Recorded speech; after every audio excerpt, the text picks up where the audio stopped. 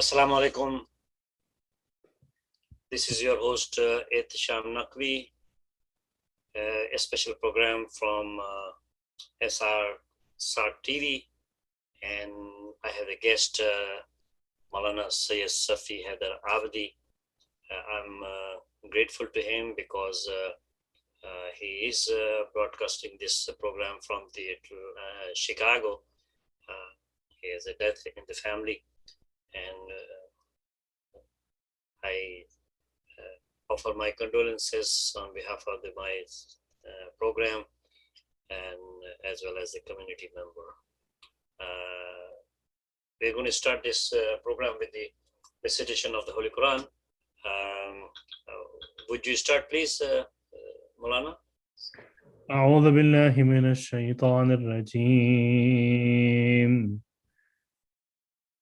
بسم الله الرحمن الرحيم.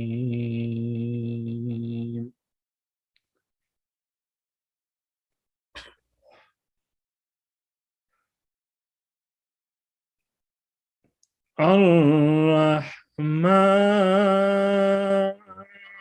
علم القرآن.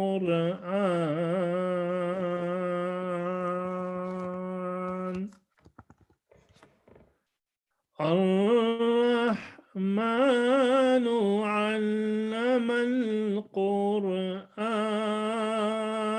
خلق الإنسان علمه البيان.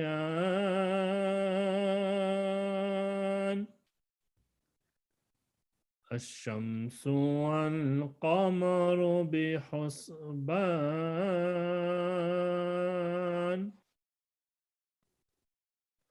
والنجم والشجر يسجدان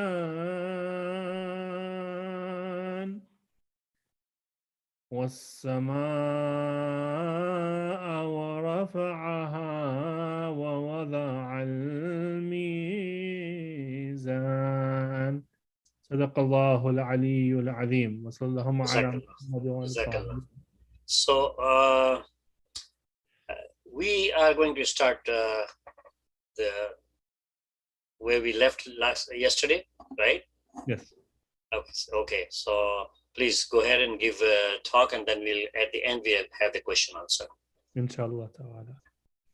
First of all, before I begin, I would like to say that it's an honor for me, as EHTESHAM uncle contacted me, and I was honored and I was blessed to see that he would suggest this lecture series and this event for me.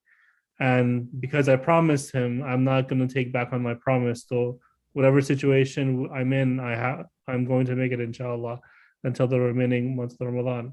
Salawat ala Muhammad wa ali Muhammad. Allahumma salli ala Muhammad wa ali Muhammad. Let's have this recitation of the Surah Fatiha for the marhum. Mention the name. Sher Ali Rizvi. Say Sher Ali Rizvi, who just passed this morning before they reached the, Chicago, and his entire family is there.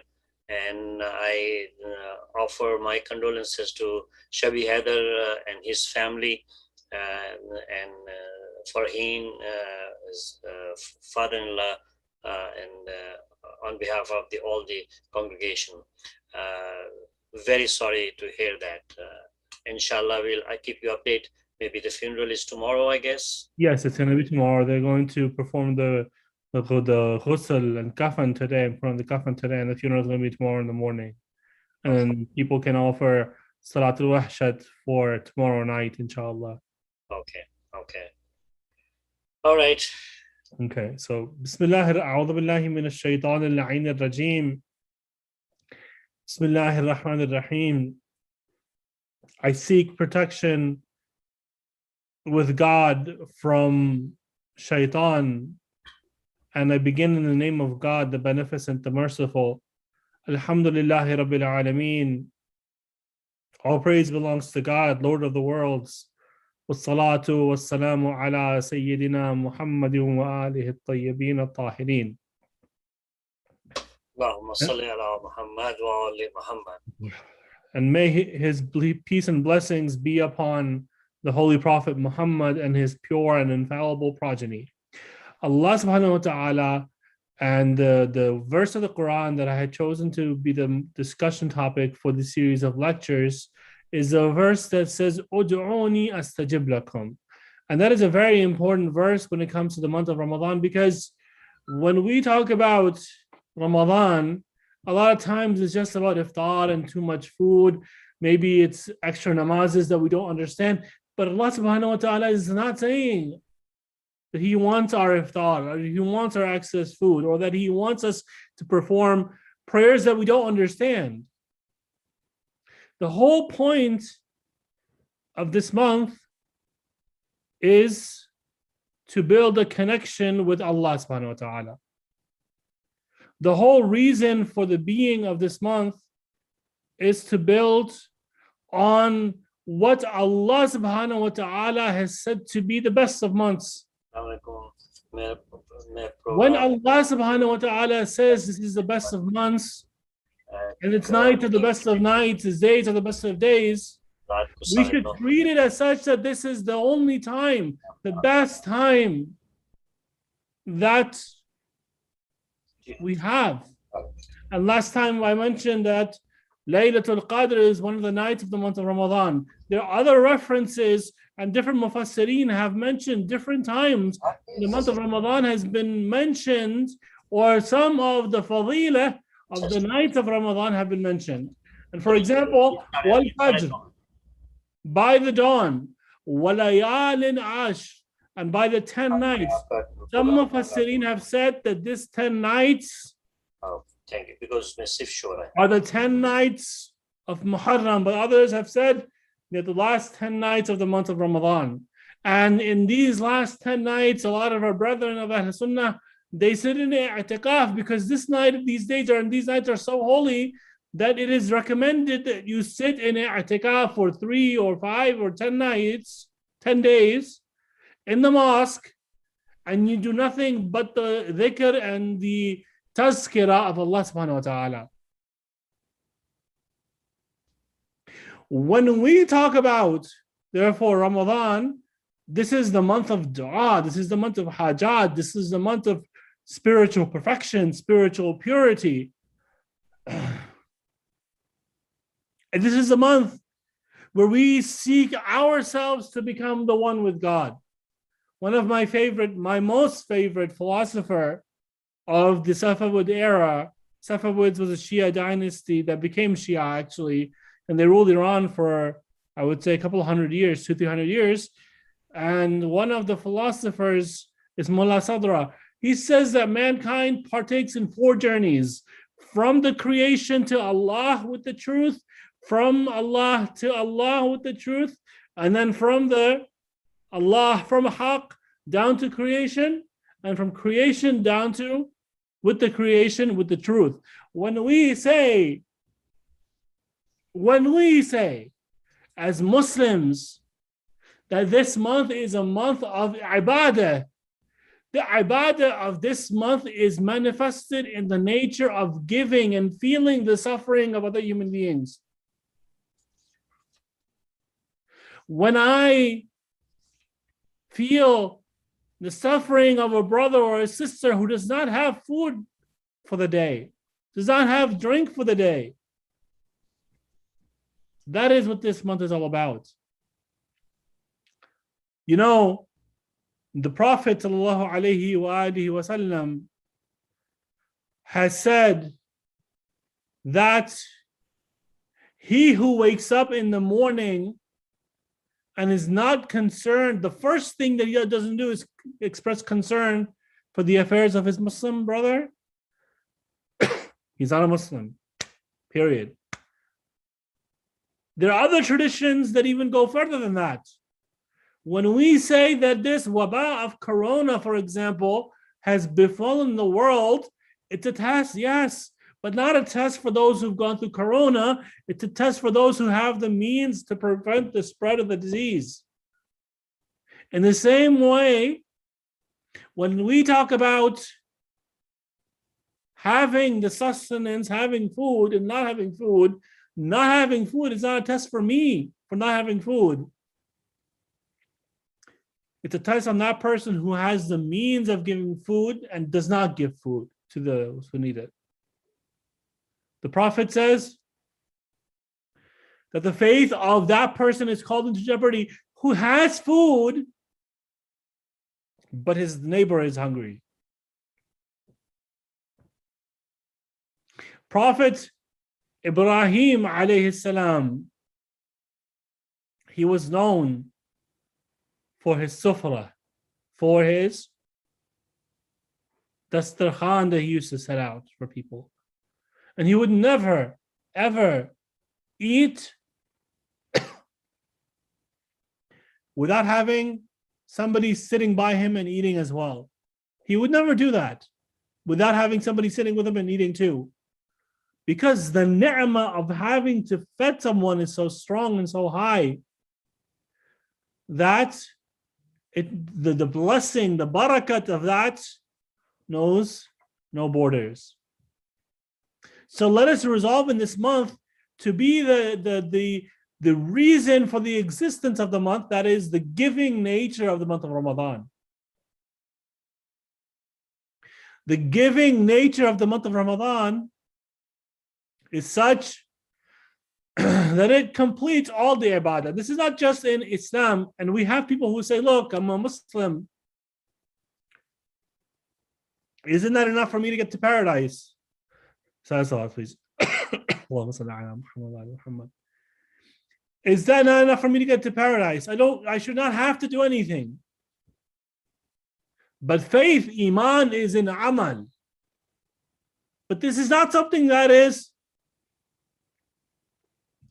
just confined to Muslims. We have other traditions that some people have said, if you follow their tradition, you're going to paradise regardless of what you do.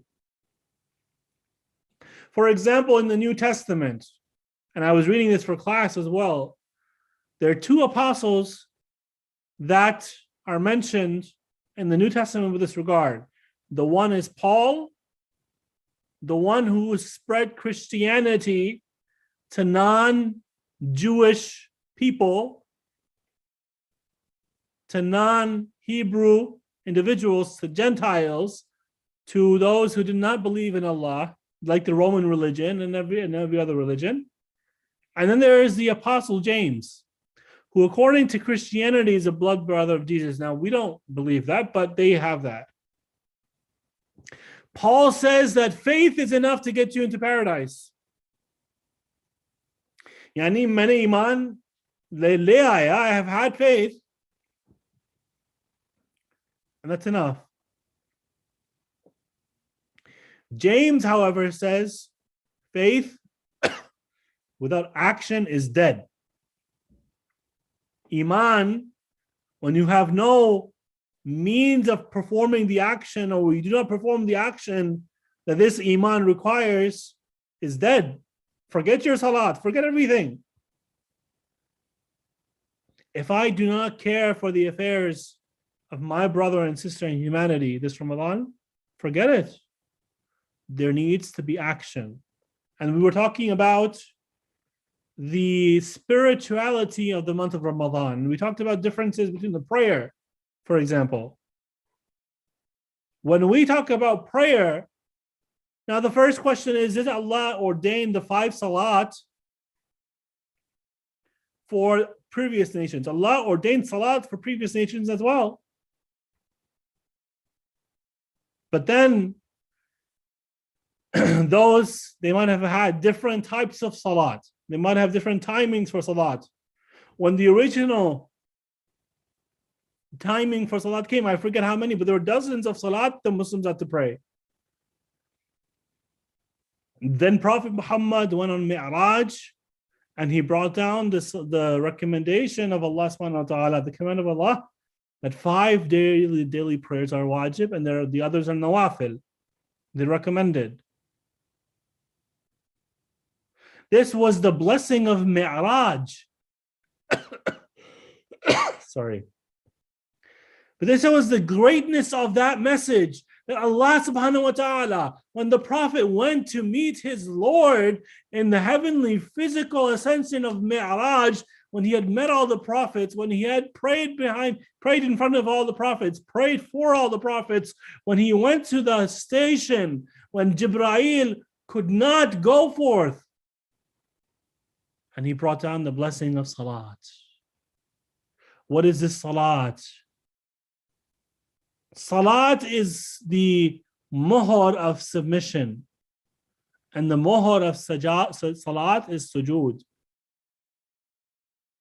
When you look at this, when I place my hand down from saying Allahu Akbar, I say God is great.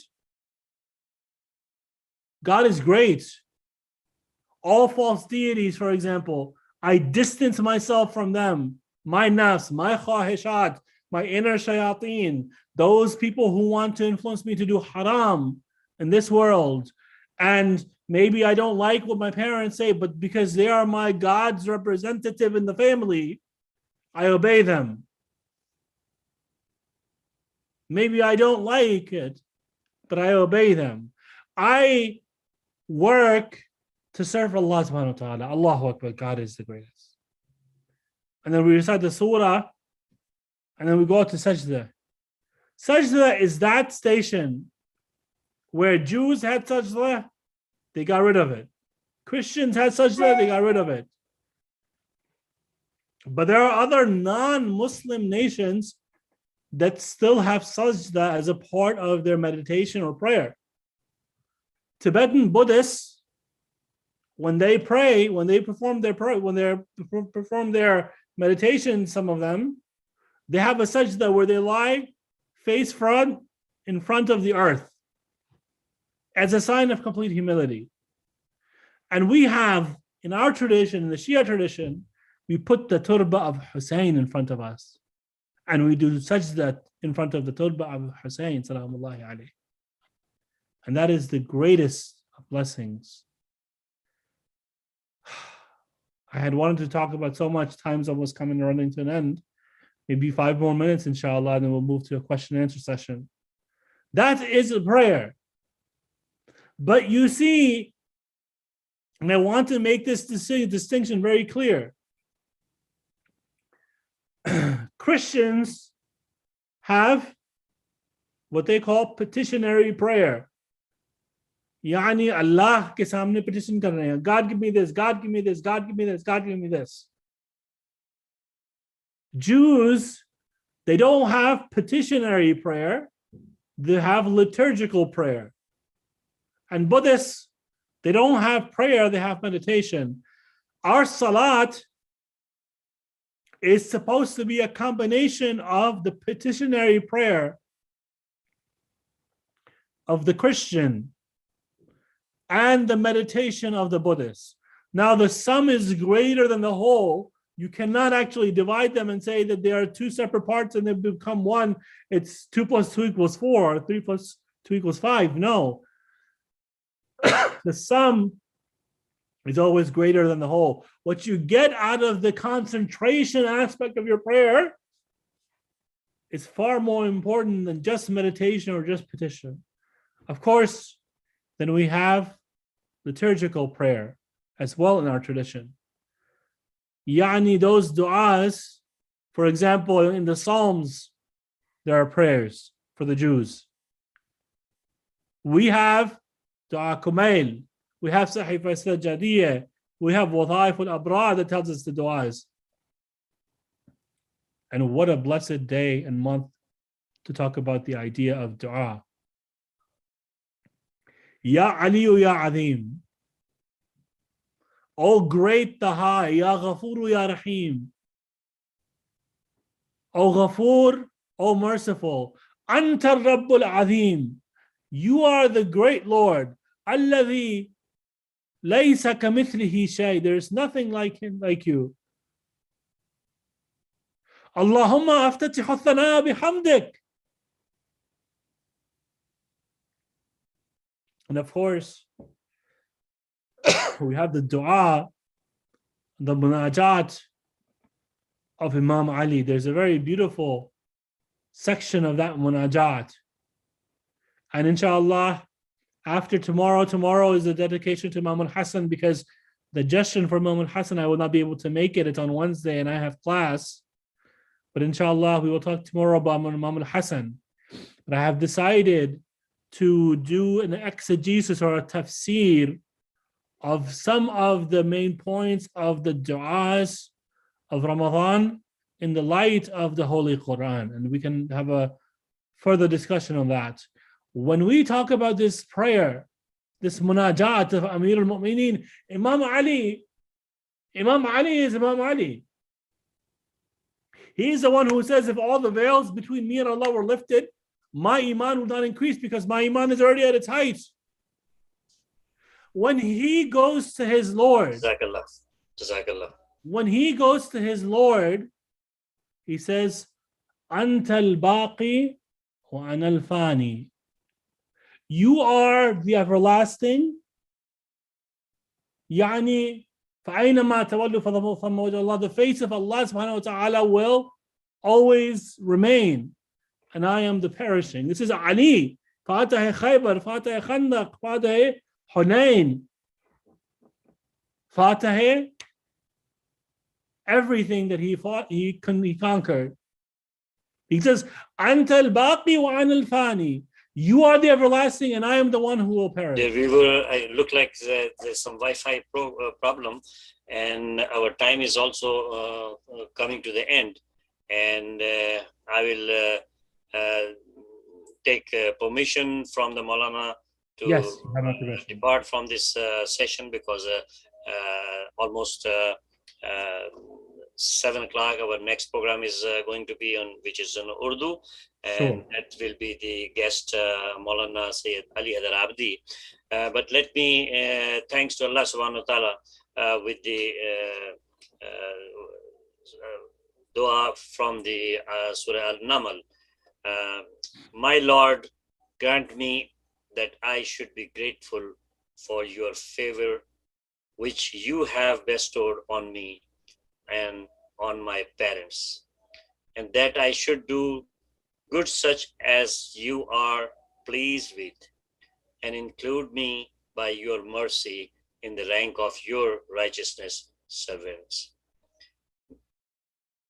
With this, once again, I will ask your request, all the viewer, to please remember those are sick, especially the Sayyid Zafar Abbas Naqvi, who is still in the hospital. He's a friend of mine. And several others. You just close your eyes and you will see the lot of people is sick with the corona.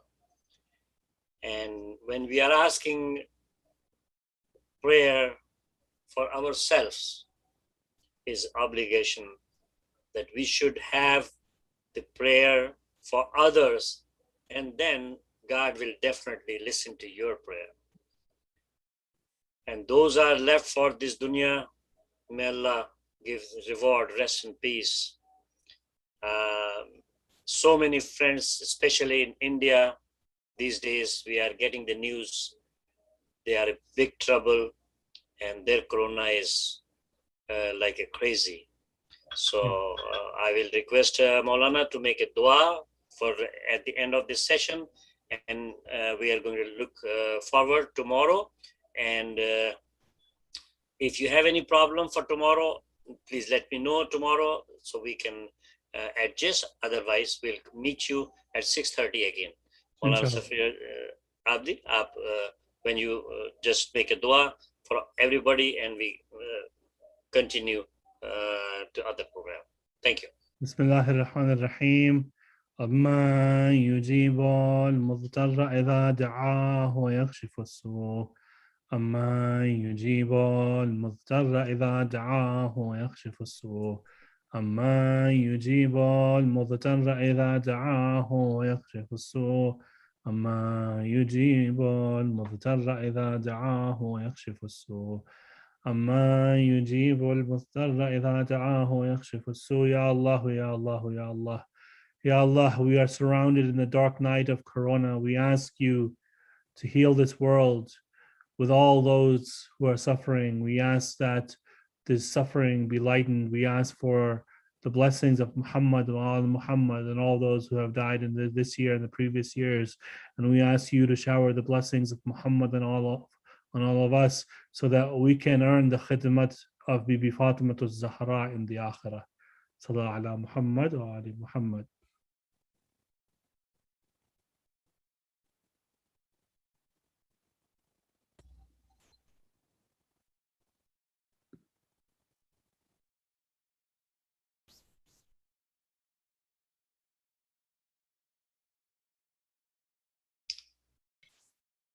अस्सलाम वालेकुम। अलैकुम अस्सलाम व रहमतुल्लाह। नाज़रीन अस्सलाम वालेकुम। वतन से दूर हम वतनों के साथ मौलाना सैयद अली हैदर आबदी साहब आपके साथ जुड़े हुए हैं, और हमारा ये आज तकरीबन 12वां सेशन है। रमज़ान के चांद रात से हमने ये प्रोग्राम शुरू किया हुआ है, और मुख्तलिफ टॉपिक के ऊपर दुआओं के सिलसिले में importance of Akhlaq and history of Ramadan, especially the days which is very important in this Ramadan, Mah Ramzan, we are discussing. So Allah subhanahu wa ta'ala से दुआ है परवरदिगार हमारे आइंदा आने वाले प्रोग्राम में भी हमें इसी तरह से तंदुरुस्ती और सेहत के साथ मौका फराहम हो कि हम जो बेड़ा हमने उठाया है रमज़ान में वो आगे पहुंचाया जा सके। मौलाना एक मिनट के लिए आई विल साइन